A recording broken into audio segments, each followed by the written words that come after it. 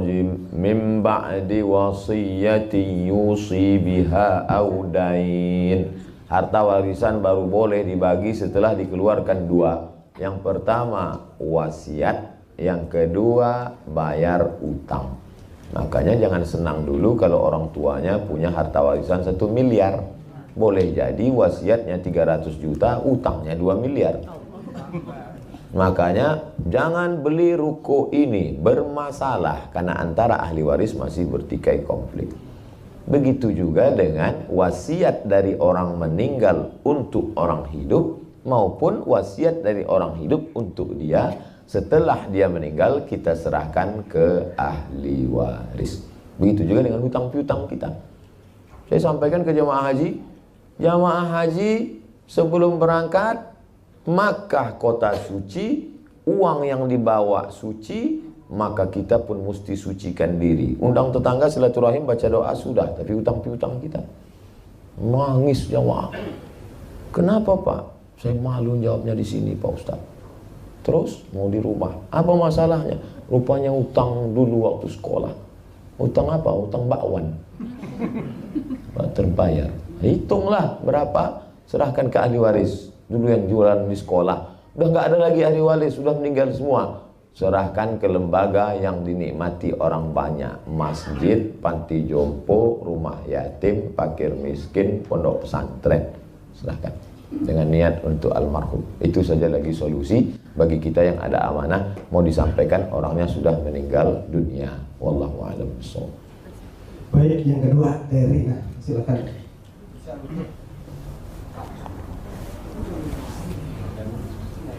Baik, assalamualaikum warahmatullahi wabarakatuh. Waalaikumsalam warahmatullahi wabarakatuh. Ustaz, saya mau tanya, kalau misalnya mencari keberkahan melalui makanan-makanan misalnya yang biasa dimakan oleh Habib, Ustazah, setelah misalnya diberikan, tetapi sisa dari makanan-makanan Habib atau Ustazah itu tidak habis, apakah kita sebagai murid-muridnya ini untuk memakan sisa dari makanan Ustaz atau Ustazah atau Habib tersebut disyariatkan untuk mendapatkan berkah atau bagaimana? Terima kasih. Ada sahabat Nabi namanya Khalid bin Walid.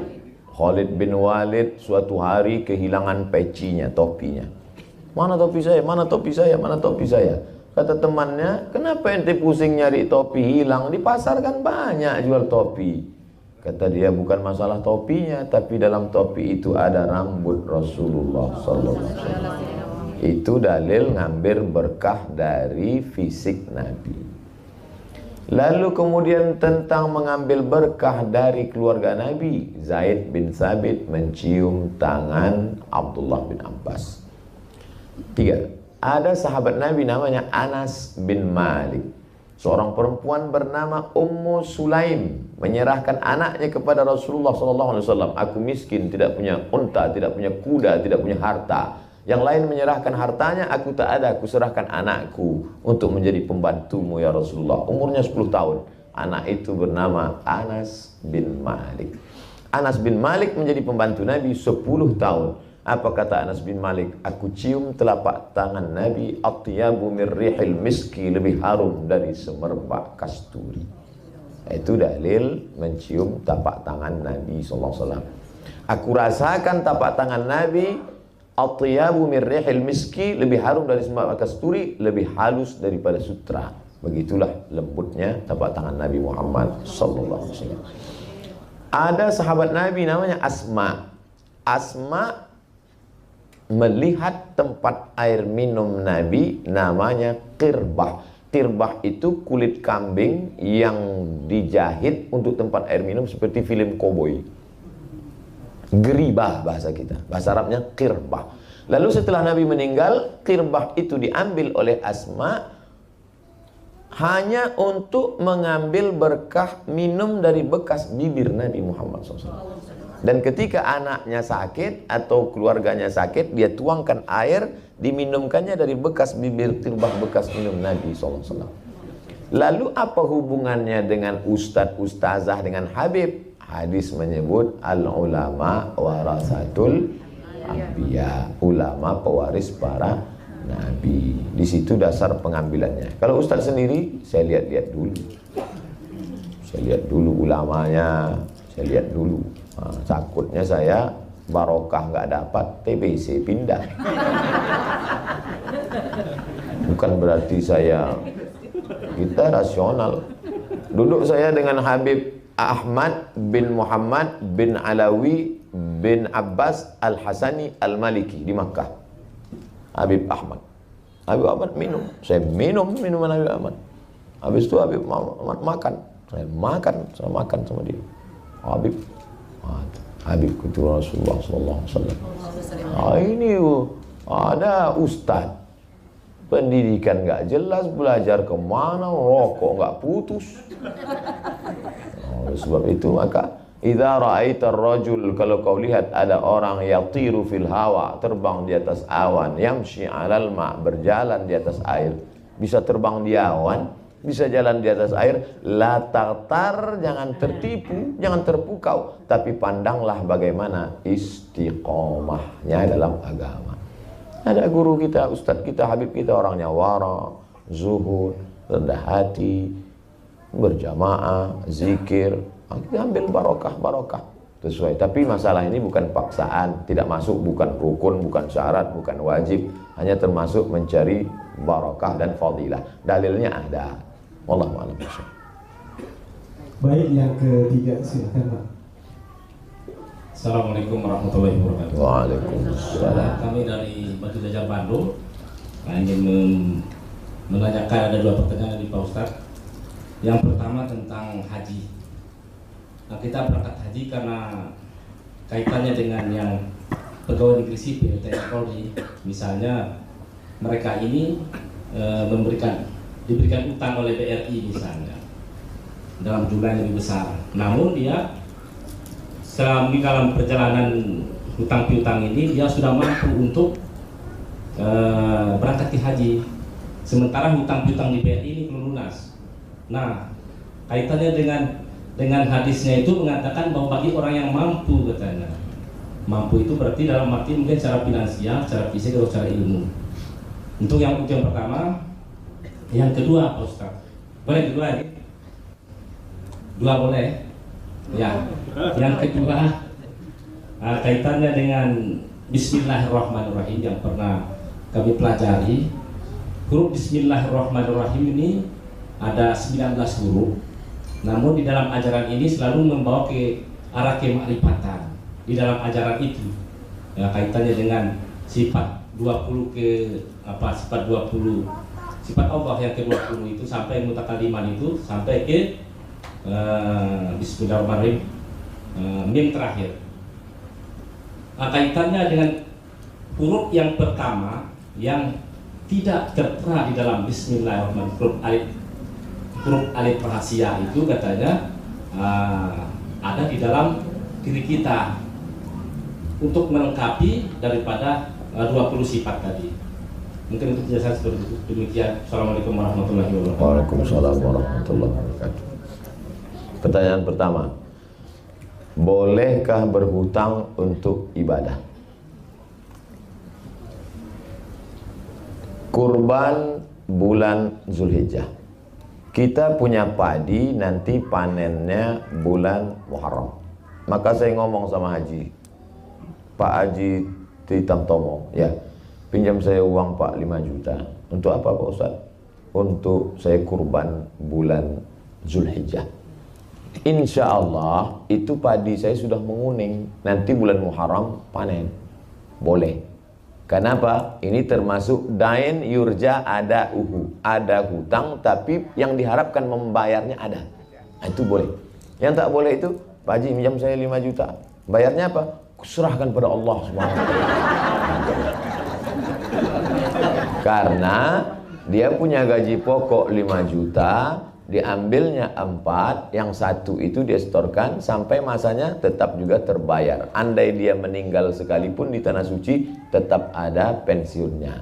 Maka termasuk dalam kategori dain yurja ada hutang yang bisa diharapkan pembayarannya. Begitu dalam kitab Majmu' Fatawa. Majmu' kumpulan fatwa. Tapi katanya yang berangkat itu walillahi 'alan nasi hijjul bait, dianjurkan berangkat man istata'a ilaihi sabila, bagi siapa yang mampu. Dia cukup mampu. Karena kondisi zaman dulu punya onta langsung pergi ke Makkah. Zaman sekarang punya uang belum tentu bisa berangkat. Fine plus saja belum tentu bisa berangkat. Plus pun sekarang mesti 3 tahun nunggu. Nah, oleh sebab itu maka dia nabung, dia bayar, dia store, lalu kemudian setelah 10 tahun berangkat, sisa 2 tahun, tetap utangnya itu tidak menyebabkan hajinya tidak sah. Hajinya tetap sah. Yang kedua, ada dalil tertinggi Quran. Di bawah Quran, hadis. Di bawah hadis, ijma'. Ijma' konsensus, kesepakatan. Di bawah ijma' qiyas. Qiyas itu artinya analogi. Analogi mencari hukum yang belum ditetapkan oleh Allah dan Rasulullah kepada hukum yang sudah ada dengan melihat titik persamaan. Contoh sabu-sabu. Tak ada dalam Quran. Tak ada sabu-sabu dalam Quran, dalam hadis. Dari mana pengambilan sabu-sabu? Qiyas, analogi. Dikiaskan ke khamar. Kalau khamar menghilangkan akal, sabu-sabu lebih menghilangkan. Maka hukum khamar sama dengan hukum sabu-sabu. Itu namanya qiyas. Tapi ada 6 lagi dasar pengambilan hukum dalam Islam. Syar'u man qablana, saddu zara'i, qaulus sahabi, istihsan, istishab, 10 pengambilan hukum. Pertanyaan yang kedua, bahwa bismillahirrahmanirrahim banyak beda dengan iqra bismi rabbikal ladzi khalaq. Kalau bismillahirrahmanirrahim banyak enggak pakai alif. Kalau iqra bismi rabb banyak pakai alif. Bismillahirrahmanirrahim alifnya enggak ada. Alifnya itu ada dalam diri kita, bentuknya seperti huruf alif bercahaya. Tidak ada dalam Quran, tidak ada dalam hadis, tidak ada dalam ijma', tidak ada dalam qiyas. Lalu orang mengaku dia mendapat itu dari laduni, mendapat dari ilham, mendapat dari... Boleh jadi itu dapat dia untuk diri dia sendiri sebagai ilham. Dia tidak disuruh untuk mengajarkan. Boleh jadi dia dapat itu dari perenungan dia. Tapi yang lebih selamatnya kalau kita dapat ilham untuk diri kita saja. Adapun kita ajarkan siapa yang tidak tahu huruf alif pada bismillah ini bahwa dia cahaya dalam dirimu, maka saya sendiri sampai sekarang tak berani mengajarkan kalau tidak dari guru itu kepada guru bersanad. Makanya saya lebih selamat selalu mengatakan menurut Imam Hanafi, menurut Imam Maliki, menurut Imam Syafi'i. Adapun mengkaji yang tidak ada di kitab, ini bukan kaji orang sembarangan Ustaz, ini dapatnya setelah puasa 3 hari 3 malam datang segala macam. Saya termasuk yang tidak begitu mengajar. Saya takut karena semua akan diminta pertanggungjawaban di hadapan Allah Subhanahu wa taala. Wallahu a'lam. Baik, yang keempat, silakan.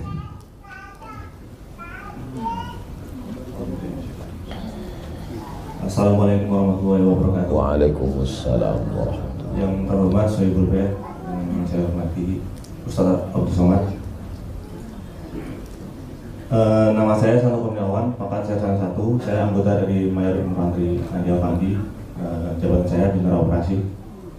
Saya mau bertanya Pak Ustaz mengenai teknologi, ilmu teknologi dan kemajuan zaman ini.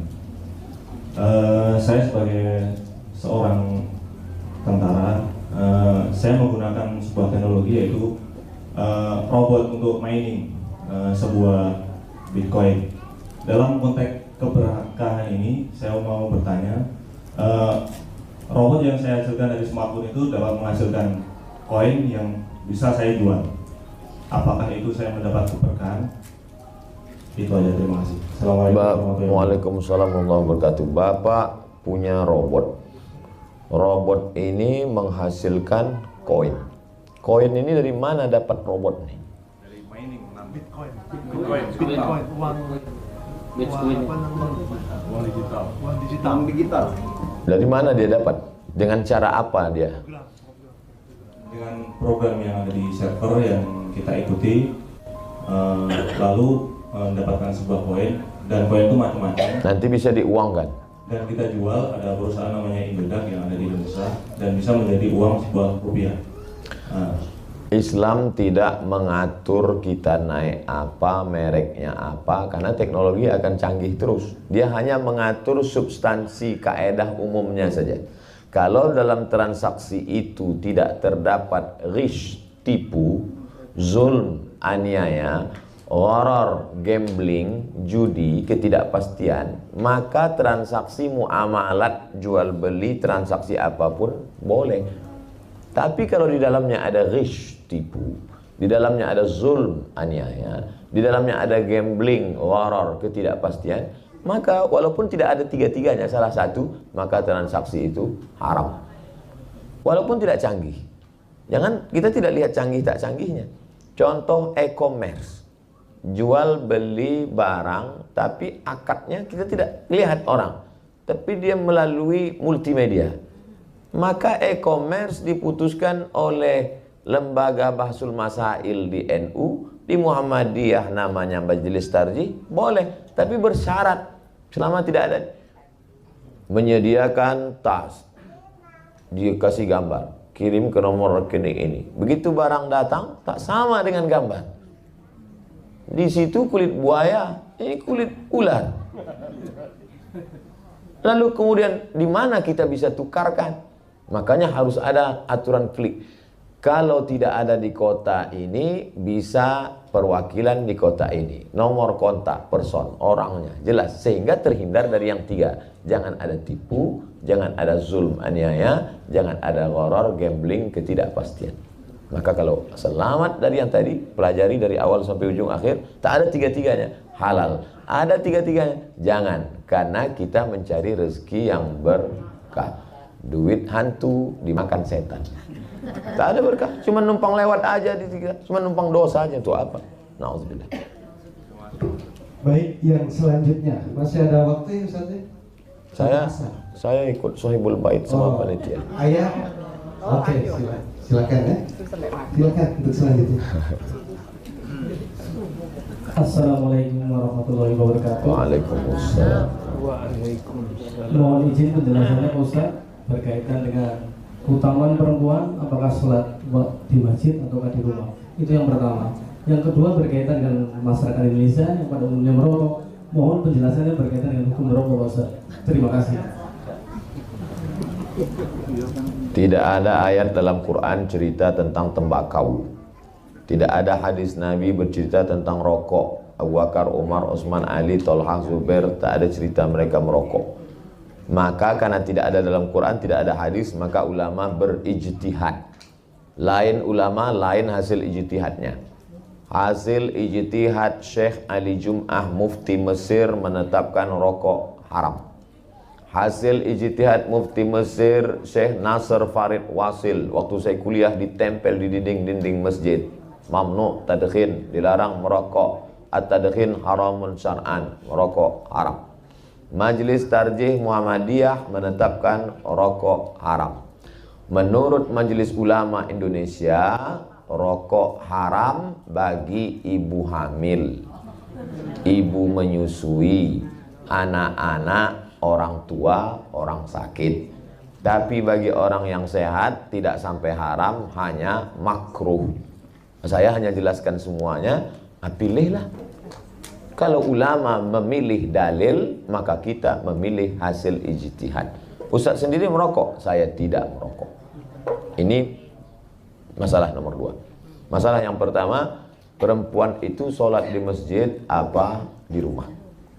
Pertama, kalau kita pergi ke Masjidil Nabawi, menghadap ke arah kiblat, pintu sebelah kiri itu ada tiga. Pintu Babul Baqi, Babu Jibril, di belakang Babu Jibril Babun Nisa. Masuk akalkah pintunya ada, orangnya nggak ada? Menunjukkan bahwa ada perempuan sholat di masjid. Dalil yang kedua, kata Nabi, khairu sufufir rijal, sebaik-baik saf laki-laki di depan, sebaik-baik saf perempuan belakang. Masuk akalkah Nabi ngatur sop perempuan kalau perempuannya nggak ada?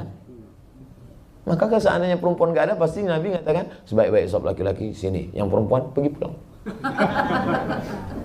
3. Nabi bercerita tentang sahabat i'tikaf Rasulullah sallallahu alaihi wasallam. Nabi i'tikaf ketika masih hidup.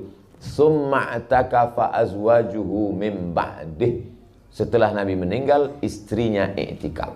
Salat 5 menit, i'tikaf 10 hari 10 malam. Kalau yang 10 hari 10 malam boleh, apalagi yang 5 menit. 4. Aisyah istri Nabi, Ummul Mukminin, ibu kita radhiyallahu anha, Aisyah melihat perempuan salat dan pulang, mereka menutupi dirinya bimurutihinna. Mereka menutup pakai kain panjang sampai tak terlihat orang lain. Artinya ada perempuan salat tapi dia tutup dirinya supaya tidak menimbulkan fitnah. 5. Tentang seorang perempuan yang salat di zaman Nabi, mengikat tali di atas, lalu saat salat itu dia berpegang ke tali itu. Dia pegang kuat. Saking panjang ayat imam supaya kalau dia ngantuk dia nggak tumbang. 5 dalil ini menetapkan bahwa perempuan ada di masjid. Maka saya setelah membaca pendapat ulama, perempuan sholat ke masjid hukumnya boleh dengan syarat dan ketentuan berlaku. Tidak memakai perhiasan berlebihan, tidak memakai pakaian sempit, tidak bersolek jahiliyah, tidak menimbulkan fitnah. Nah, itu. Saya pernah masuk masjid, itu di belakang masjid kan pasang tirai. Dan dengar suara dari balik tirai ngobrol cikikikan. Dalam hati saya, pantesan perempuan dilarang ke masjid. Untung saya sehat. Kalau sakit saya sangka hantu, pingsan.